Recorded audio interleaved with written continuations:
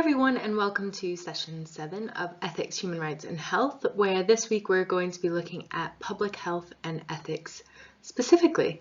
So first we're going to have a bit of an introduction to ethics before moving on to this week's content. So ethics generally deals with values and morals. It is a bit of a controversial topic because it's based on people's personal value systems. So what one person or group considers to be good or right might be considered bad or wrong by another person or group. And throughout this module, we've seen how a human rights approach to public health highlights some of the key questions about the ethics and morality of health interventions. And in this session, we explore these issues in more depth and detail, both in terms of health research and practice as well. And before looking at the specific issues of ethics in humanitarian health interventions in this session and the final session, I'd also like to reiterate that this week, as well as in week 8, it's incredibly important and vital that you make really good use of those discussion boards to discuss the ethical implications that we're talking about in the various scenarios that we're going to be examining. I don't expect you to respond and interact with all of the scenarios that are presented, but it's important to start thinking about it and thinking about where you fall ethically within this conversation as well. And it's only really through sharing your thoughts with your fellow students and colleagues that you'll begin to build that understanding of your own ethical perspective on public health research as well as in practice. So this week as well, I'm going to spend slightly more time on introducing you to these concepts.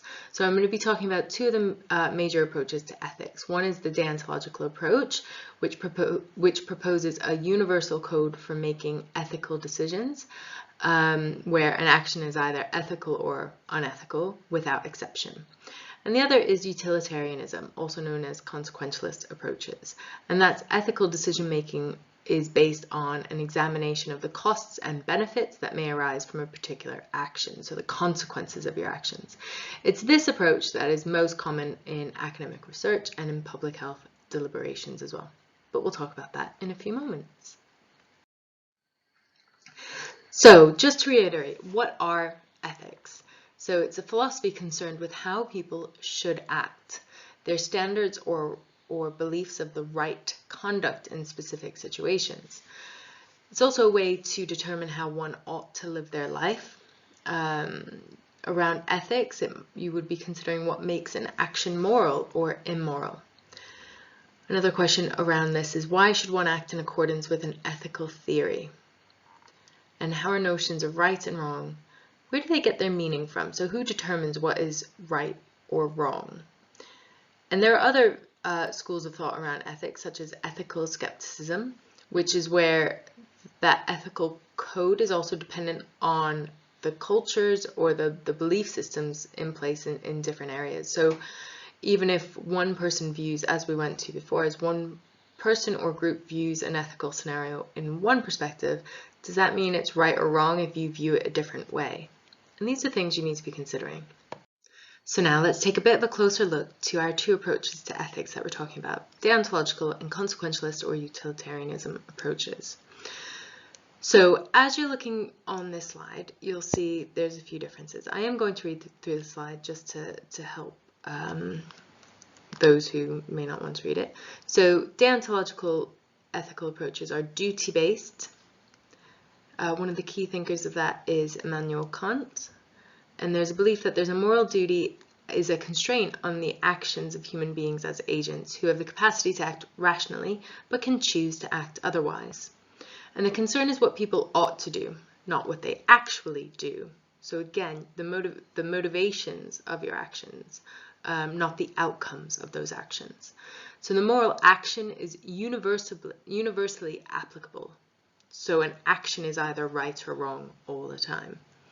And duties are morally binding. The duty of assistance is an ends-based imperfect duty of virtue and not enforced by law. And actions are ends in themselves. So the action that you're doing is what you're being judged by, not the outcome, not the consequences. The other side of the coin is a utilitarianism approach to ethics. And I tend to refer to this as consequentialist approaches, which is one of the schools of thought within utilitarianism. And I find it's easier to remember if you call it consequentialist, because the consequences are what matters when you're looking at it from this perspective. And it's the outcome based. So the consequences of the actions are what is important. So it doesn't really matter necessarily the actions you've taken, but what are the consequences of those actions? And the key school that this falls into is utilitarianism. And the moral significance of your outcomes is what's important in determining the morality of your action. And agents should seek to maximize the good for the greatest number of people. And this is the general happiness side of it. So you're trying to get the greatest good for the greatest number of people. There are some trade-offs permitted, so harm may be permissible in service of a greater good. And the moral action is context-specific and not universal, which means in some circumstances, the actions that you're taking would be seen as immoral if the consequences don't outweigh those actions. Whereas in another scenario with similar context, you might be acting a different way and still find yourself acting morally.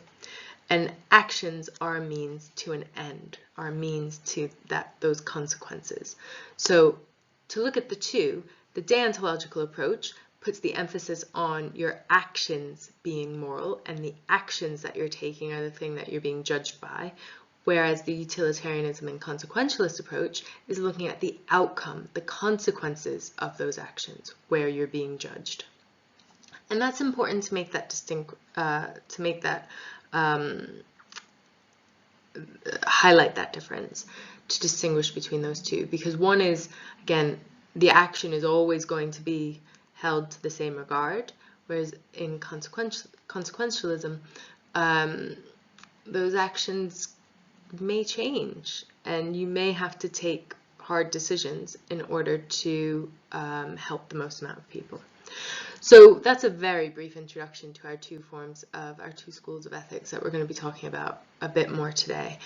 But it should be framing your thoughts in terms of how you're judging actions and consequences.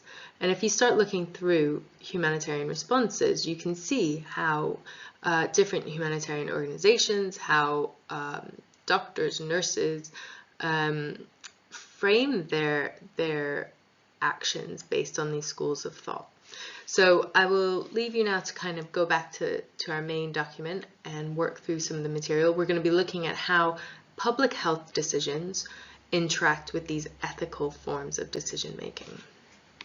And as always, if you have any questions, please post them up on the discussion board and I'll be happy to help.